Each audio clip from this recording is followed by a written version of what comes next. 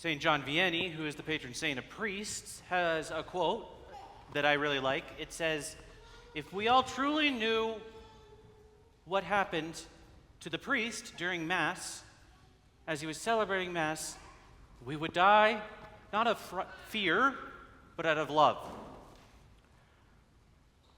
Why do I say this? Partly it's because I'm awesome and I want you to know how amazing I am. But partly because today's readings are entirely about priests. We have 3 readings in particular today. The fourth one, the second reading, talks a little bit about priesthood, but primarily the first 3 readings speak to us about shepherds. Shepherds in the scriptures are often used as ways to describe priests and a relationship between priests and their people. But ultimately, we're all called to be priests in a certain respect. This idea has been taken to the extreme at times, right? This is how we ended up in the 70s with all of us holding hands around the altar, consecrating Jesus together. And this is not what Jesus had intended.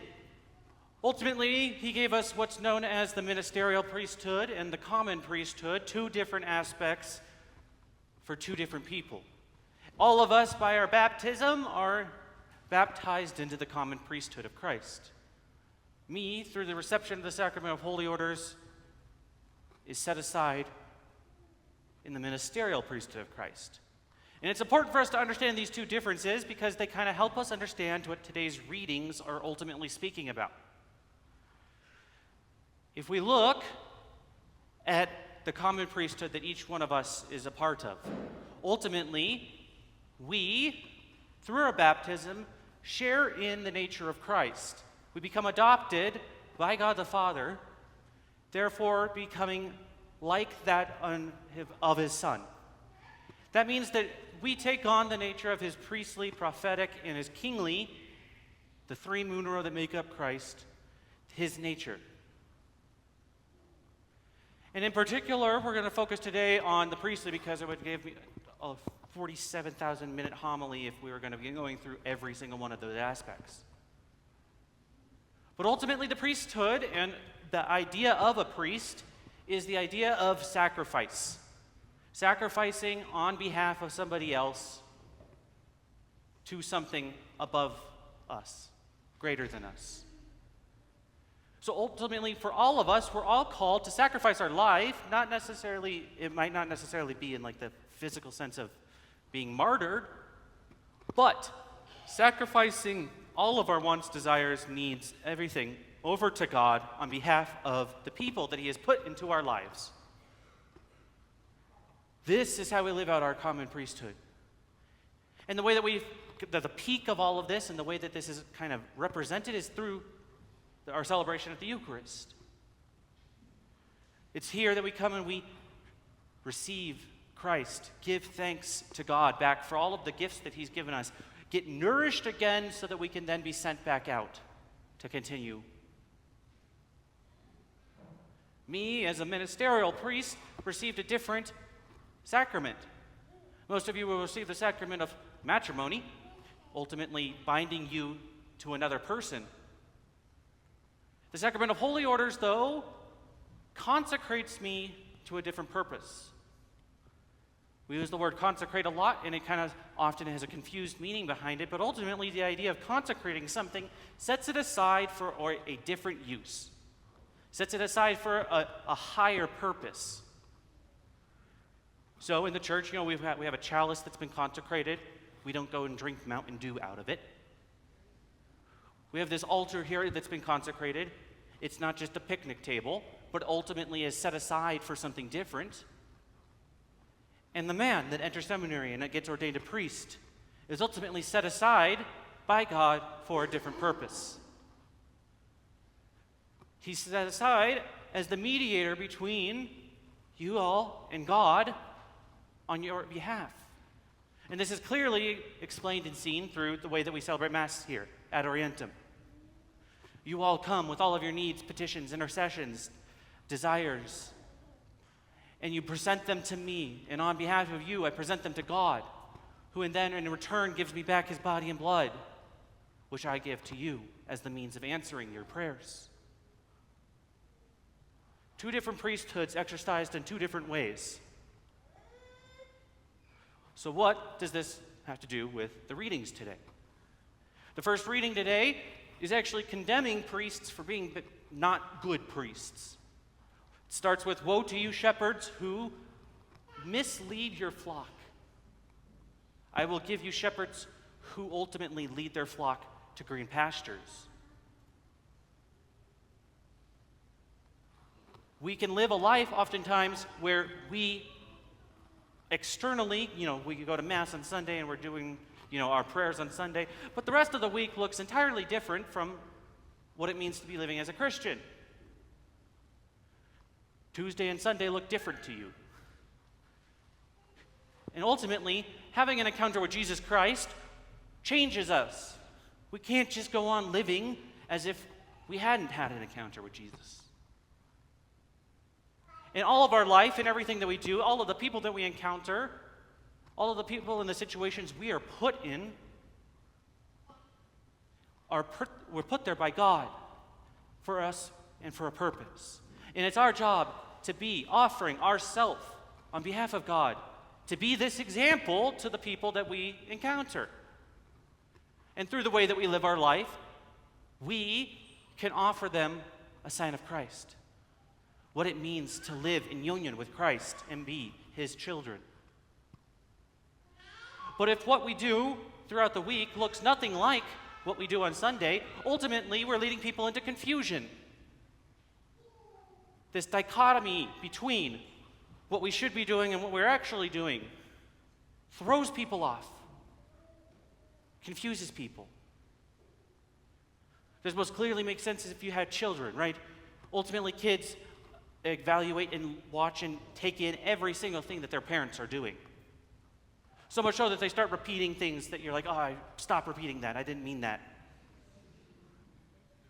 The best example I have of this is I was at St. Thomas More for the last year as their deacon. And as I was greeting people, as they were coming out of church, this little kid comes running down the steps, and at the top of his lungs he goes, "Deacon Sack, Mom has a hernia." And I said, "Oh, thank you for sharing. I'm sure Mom is so thrilled that everyone now knows that she has a hernia." But in his mind, it was so important that he had to share it. He had to share it with me. And this is what we're called to do with our faith. Ultimately, it should be the main focus of our life. Not that I'm expecting all of you to be monks and nuns floating in your bedchambers and praying constantly. That's not what you're called to. But you're called to live your life where you're at as a means of the Lord working through you as an example to others. Mother Teresa has a line that she says that she's just a pencil in the hand of God. Ultimately, a pencil has its own purpose, right? To write. But it can't be enacted without somebody using it. And we think that this makes us lose our freedom as an autonomous person, but in reality, this actually makes us more free. If we allow the Lord to use us, ultimately we see the good that comes from it. And the more that we see the good that comes from it, the more that that's what we desire, and then we actually are the ones that are choosing it, and it's no longer just doing it out of obligation. We're doing it because it's what we want. And we realize that it's in doing this that we free ourselves to be Christians. That being said, we get to the point of if we look at our life and we realize, okay, yeah, I'm trying my best to live a life where I'm a good example to the people around me, where an example of what it means to be loved by Christ to others. What does that look like for our relationship with God, with Jesus? And this is where the psalm comes in today. Now, normally if you hear the psalm, you hear it every single time, it seems like at every funeral that you ever go to. The Lord is my shepherd, there is nothing I shall want, Psalm 23. And if we look through, and I encourage you today to look through the Psalm 23, it gives us a clear understanding of what a life lived with Christ in relationship with God the Father looks like. So if the Lord is my shepherd, the Lord is the one that's in charge of me, I shall not want. I shall not be lacking. Though I walk through the valley of the shadow of death, I fear no evil.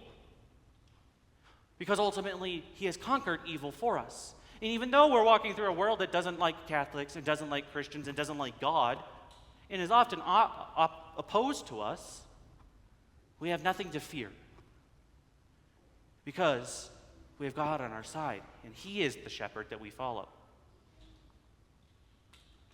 With his rod and his staff,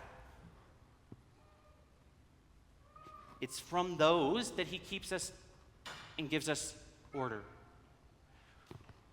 Sorry. My phone is on because I'm on call for the hospitals usually. Hopefully no one's dying, but if that's why it's on. Not normally because I like to call people during Mass. But ultimately, it's with a rod and a staff. You see these shepherds, that's how they keep the sheep in the safe area, right? They go graze in this area. If they start wandering out, they can kind of bring them back in. And like that with each one of us, the Lord keeps us in an area to where we can fully be living with him, in union with him, vulnerable with him, so that we can receive him in a way that we can push away the things that will ultimately drag us away. And from this, and from receiving from him, our cup is overflowed. That's what it says in the song. He fills us up completely, but not just completely. He fills us overflowing, because it's from that we're supposed to then overflow into the life and give to others. There's a saying that is, you cannot give what you have not first received. If we haven't received a relationship with Christ and received from him, how are we then able to give that out to others? How are we then able to allow our life to be the sacrifice acceptable to God on behalf of others? And so we look, and this pushes us to the gospel. Jesus has sent out his disciples last week. They go out 2 by 2. They're coming back after having ministered. And all of these people are following after them, because they've realized that something that the apostles has given them is extraordinary. Something's different. They don't know what it is yet, but something's different. And so, they are searching. They are longing for the truth. And so Jesus says, well, okay, let's go take a break because you haven't even gotten a chance to eat yet. And so they get in the boat and they cross over to another side, and ultimately the people beat them there, and Jesus sees them. And it says that he had pity on them because they were like sheep without a shepherd. They wanted something in their life, but they didn't know what. They didn't know what it was, but they know that the apostles gave them a slight glimpse into it by the way that they lived their life. And ultimately, with the way the apostles lived their life, it brought all of these people to Jesus.